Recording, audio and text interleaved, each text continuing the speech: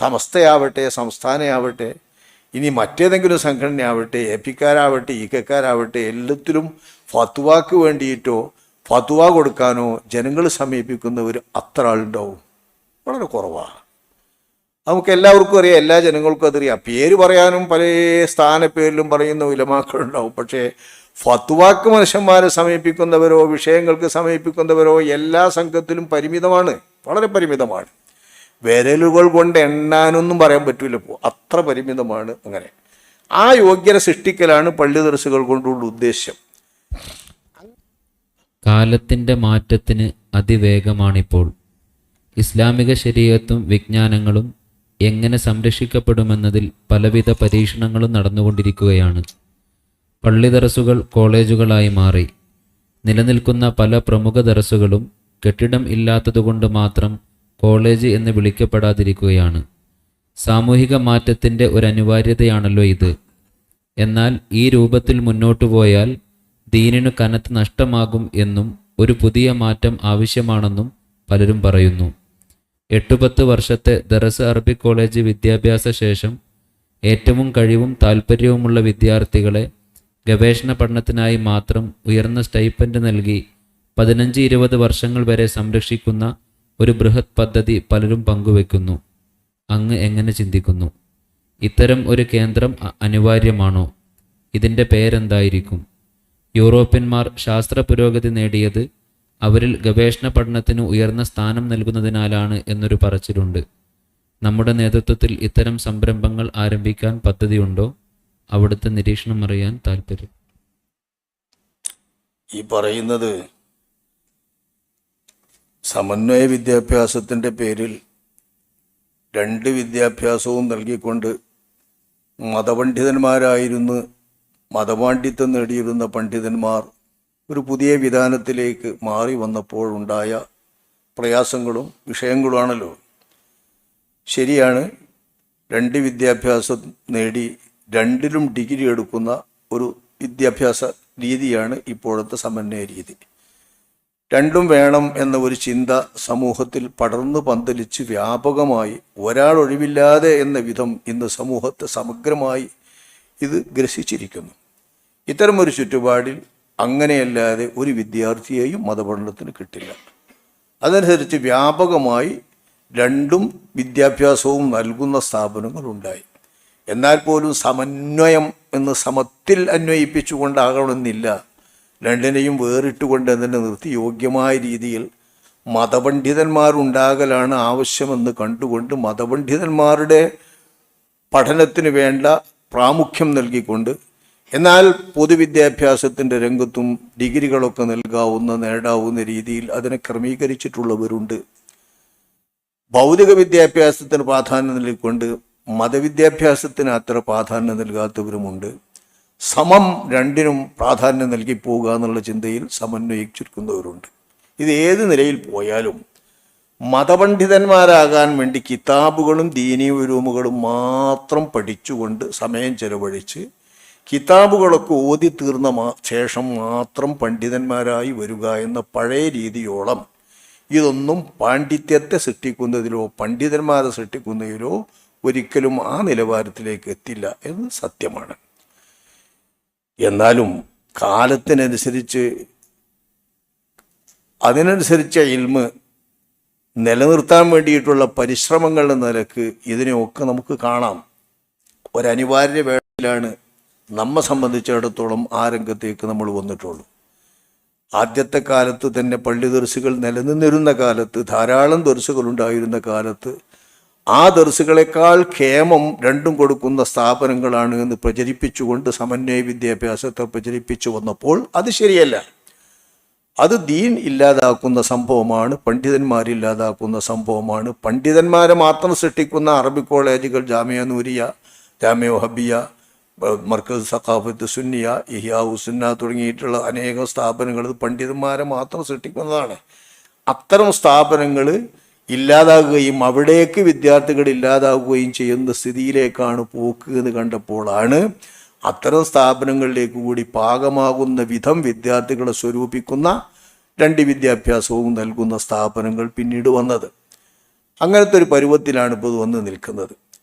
ഇങ്ങനെ കുട്ടികളെ കിട്ടാത്തൊരവസ്ഥ വന്നപ്പോൾ ജാമിഅ ഹബിയ പോലുള്ള സ്ഥാപനങ്ങളിലേക്കും ഭാവിയിൽ മുത്തവ്വൽ കോഴ്സ് പൂർത്തിയാക്കാൻ യോഗ്യരായ ആളുകളെ കിട്ടില്ലെന്നും ദർസുകളൊക്കെ ഇല്ലാതായെന്നും ദർസുകളിൽ നിന്ന് പണ്ഡിതന്മാരുന്ന അവസ്ഥ ഇല്ലാതാകുമെന്നും കണ്ടപ്പോഴാണ് ഇമാം റാസി അക്കാദമി തുടങ്ങി നമ്മുടെ വിദ്യാഭ്യാസ സ്ഥാപനങ്ങളൊക്കെ ഉണ്ടായത്.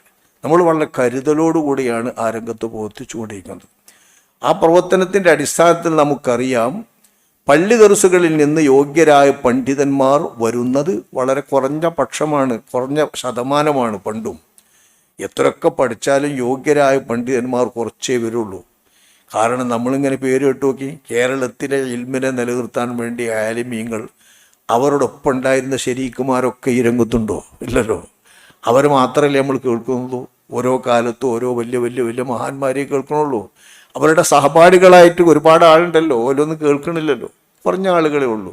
സമസ്തയാവട്ടെ, സംസ്ഥാനമാവട്ടെ, ഇനി മറ്റേതെങ്കിലും സംഘടനയാവട്ടെ, എപിക്കാരാവട്ടെ, ഈക്കക്കാരാവട്ടെ, എല്ലാത്തിലും ഫത്വാക്ക് വേണ്ടിയിട്ടോ ഫത്വ കൊടുക്കാനോ ജനങ്ങൾ സമീപിക്കുന്നവർ അത്ര ആളുണ്ടാവും?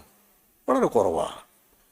നമുക്ക് എല്ലാവർക്കും അറിയാം, എല്ലാ ജനങ്ങൾക്കും അതറിയാം. പേര് പറയാനും പല സ്ഥാനപ്പേരിലും പറയുന്ന ഉലമാക്കളുണ്ടാവും. പക്ഷേ ഫത്വാക്ക് മനുഷ്യന്മാരെ സമീപിക്കുന്നവരോ വിഷയങ്ങൾക്ക് സമീപിക്കുന്നവരോ എല്ലാ സംഘത്തിലും പരിമിതമാണ്, വളരെ പരിമിതമാണ്. വിരലുകൾ കൊണ്ട് എണ്ണാനൊന്നും പറയാൻ പറ്റില്ല, അത്ര പരിമിതമാണ്. അങ്ങനെ ആ യോഗ്യത സൃഷ്ടിക്കലാണ് പള്ളി ദർസുകൾ കൊണ്ടുള്ള ഉദ്ദേശ്യം. അങ്ങനത്തെ ആളുകൾ ഉണ്ടാവല് ആപേക്ഷികമായി കുറയും. അള്ളാഹു താല പറഞ്ഞിട്ടുണ്ടല്ലോ, അള്ളാഹിൻ്റെ റസൂൽ അറിയിച്ചിട്ടുണ്ടല്ലോ, അള്ളാഹു താല ഇൽമിനെ ഉയർത്തുന്നു. അള്ളാഹിൻ്റെ റസൂൽ പ്രത്യേകം പറഞ്ഞിട്ടുണ്ട്, ബി ഖബുലിൽ ഉലമാ, ഉലമാക്കളില്ലാതെയായി ഓരോരുത്തരായി മരണപ്പെടൽ കൊണ്ടാണിത്.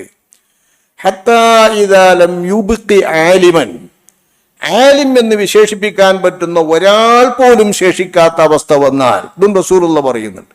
അപ്പൊ ആലിം എന്ന് വിശേഷിപ്പിക്കാൻ ഒരാൾ പോലും ഇല്ലാത്ത അവസ്ഥ വരുമ്പോൾ ഇത്തഹദന്നാസു റൂസൻ ജുഹാല, വിവരമില്ലെന്നറിയാത്ത ആളുകളെ വിവരമുള്ളവരായി നടിച്ചിട്ട് അവർ നേതൃത്വത്തിലേക്ക് വരും. അവരെ ആളുകൾ അവരോധിക്കും, അവർ നേതൃത്വം ചോദിക്കും, അവരെ ആളുകൾ അവരോധിക്കും. അവർ പിന്നെ ചോദിക്കണേനൊക്കെ കണ്ടമാനം ഫത്വ നൽകി ജനങ്ങളെ വഴിപഴപ്പിക്കും എന്ന് അള്ളാഹുവിൻ്റെ റസൂൽ പറഞ്ഞ ഹദീസ് സ്വഹീഹുൽ ബുഖാരിയും സ്വഹീഹിൻ്റെ കിതാബുകളൊക്കെ നിവേദനം ചെയ്ത ഹദീസാണ്. അപ്പോൾ പിൽക്കാലത്ത് അത്തരം അവസ്ഥ വരും എന്നും മുജ്തഹിദീങ്ങളാകാനുള്ള യോഗ്യതയുള്ള പണ്ഡിതന്മാരില്ലാത്ത കാലം വരുമെന്ന് ഈ ഹദീസിൽ സൂചനയുണ്ട് എന്ന് ഇമാമിയങ്ങൾ പണ്ടേ കുറിച്ചു വെച്ചു. ശേഷമുള്ള ആലിം എന്ന് വിശേഷിപ്പിക്കാൻ പറ്റുന്നവർ പോലും ഇല്ലാത്ത അവസ്ഥ വരും എന്ന് അതിൻ്റെ പുറകിലുള്ളവർ കുറിച്ചു വെച്ചു. ആ ഒരവസ്ഥയൊക്കെ ഇവിടെ വരും എന്നർത്ഥം. എന്നാലും പള്ളി ദർസുകൾ കാത്തു സൂക്ഷിച്ചിരുന്നത് ഖുർആനും ഹദീസും സംരക്ഷിതമായി സുരക്ഷിതമായി സൂക്ഷിക്കപ്പെട്ട കിതാബുകളൊക്കെ വായിക്കാൻ അറിയുന്ന, അതിൽ നിന്ന് ആശയങ്ങൾ ഗ്രഹിക്കാൻ അറിയുന്ന, വിശുദ്ധ ഖുർആനും സുന്നത്തുകളും വായിച്ചാൽ അതിൻ്റെ ആശയങ്ങൾ മനസ്സിലാക്കാൻ കഴിയുന്ന, പറഞ്ഞാൽ തിരിയുന്ന, ചർച്ച ചെയ്യാൻ പറ്റുന്ന ആലിമീങ്ങൾ വളരെ ചെറിയൊരു ശതമാനമാണ് പള്ളി ദർസുകളിൽ നിന്നുണ്ടായിരുന്നത്. അതേപോലെ തന്നെ ചെറിയ ശതമാനമൊക്കെ ഇപ്പോഴും നമ്മുടെ സമന്വയ വിദ്യാഭ്യാസ സ്ഥാപനങ്ങളിലുണ്ടാവും.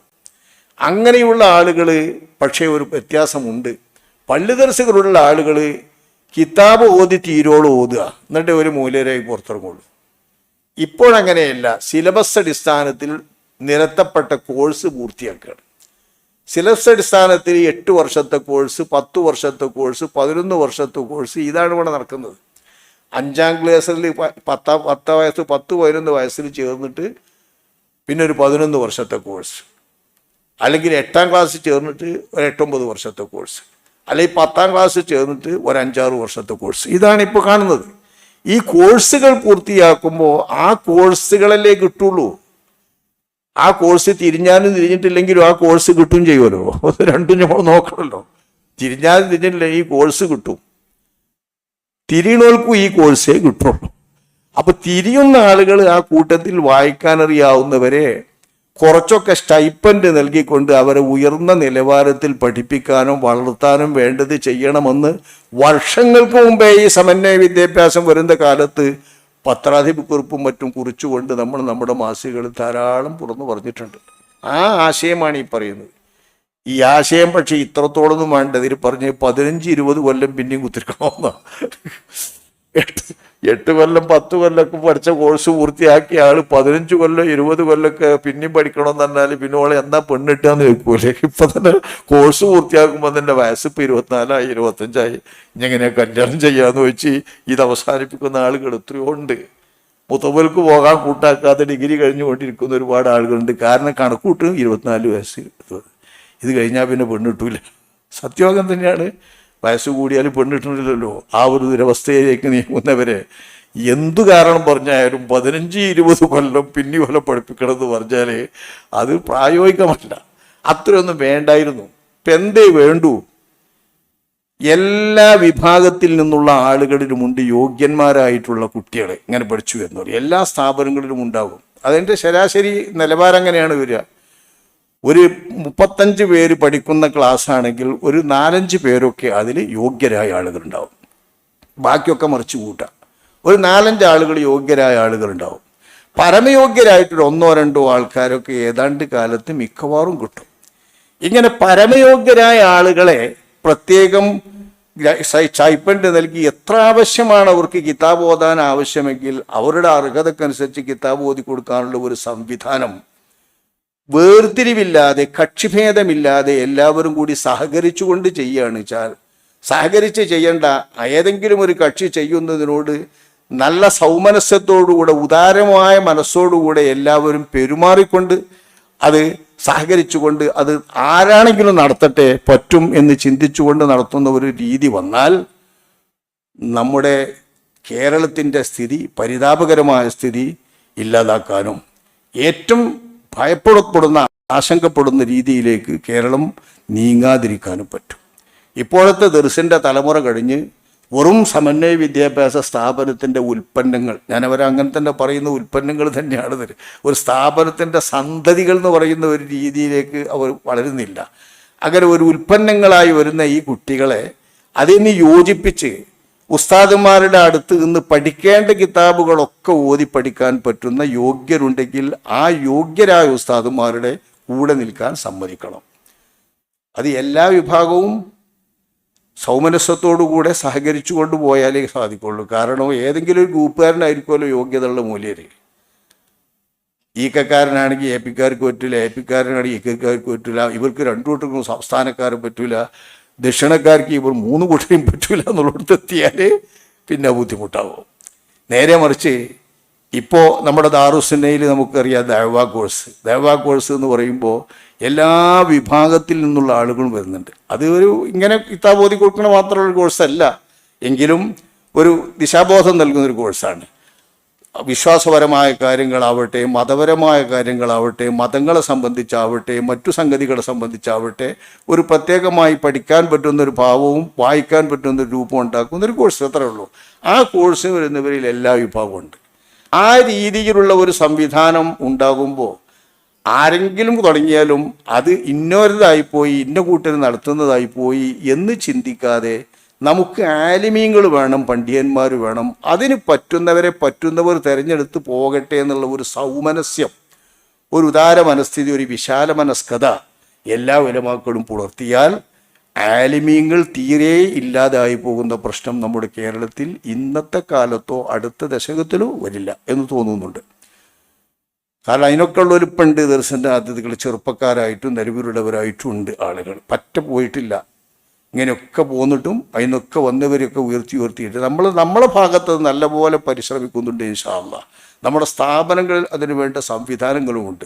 പക്ഷേ 15-20 കൊല്ലം സ്റ്റൈപ്പൻഡ് കൊടുത്താണെന്നില്ലെങ്കിലും ആവശ്യത്തിനനുസരിച്ച് അവർക്ക് വെളിച്ചം നൽകാനും അവരുടെ വിജ്ഞാനത്തിൻ്റെ വാതായനങ്ങൾ തുറന്നു കൊടുക്കാനും പറ്റുന്ന വിധത്തിലുള്ള രീതിയിൽ പണ്ഡിതന്മാരെ സംരക്ഷിക്കാനും ഉണ്ടാക്കാനും സജ്ജീകരിക്കാനും പറ്റുന്ന പരിശ്രമങ്ങൾ നമ്മുടെ സ്ഥാപനങ്ങളിൽ നടത്തുന്നുണ്ട്. എല്ലാ സ്ഥാപനങ്ങളും നടത്തുന്നുണ്ട്.